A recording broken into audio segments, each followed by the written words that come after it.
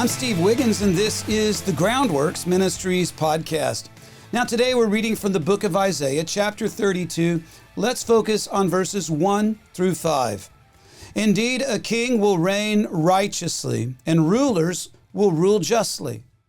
Each will be like a shelter from the wind, a refuge from the rain, like streams of water in a dry land, and the shade of a massive rock in an arid land.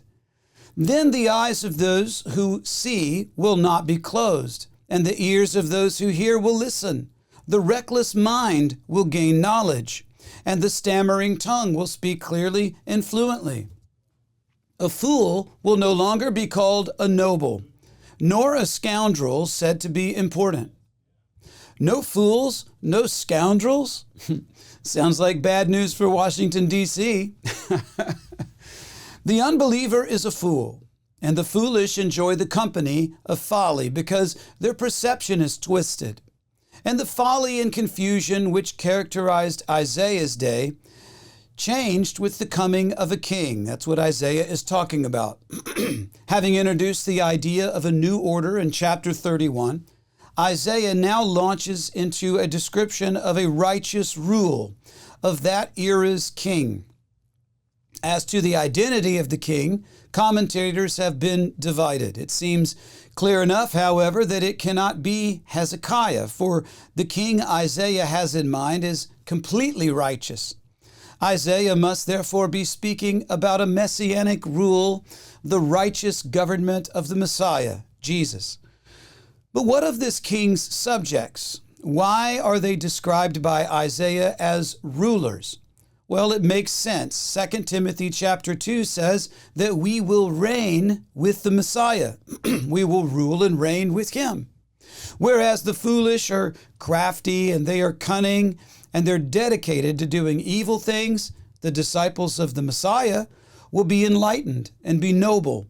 Salvation changes men. It changes our minds, and it makes us wise.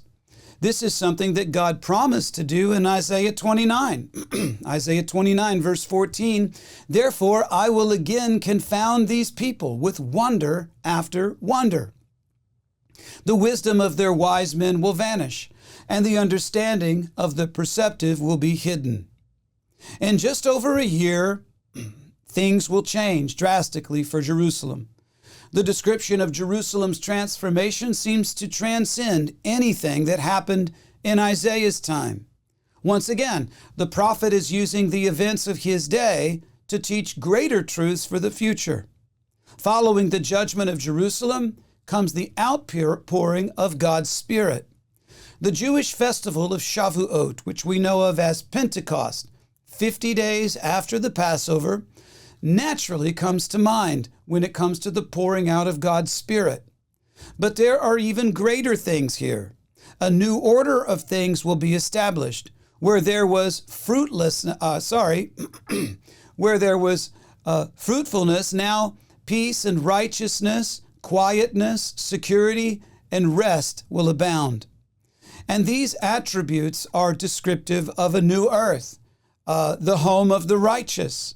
They are also given to believers as a deposit of sorts, distinguishing us from the world, while reminding us to live in hope of that glorious day when the new Jerusalem will be revealed. Consider this from Galatians chapter 5, verses 22 and 23. "But the fruit of the Spirit is love, joy, peace, patience, kindness, goodness, faith, gentleness, and self-control. And against such things there is no law." I'm Steve Wiggins, and this is the Groundworks Ministries podcast. Now, Groundworks Ministries operates entirely through financial donations from faithful people like you. And yes, we need your monthly support. Donating is secure and it's easy at our website, groundworksministries.com. You know, another way to help is just tell people about Groundworks Ministries. Talk about us.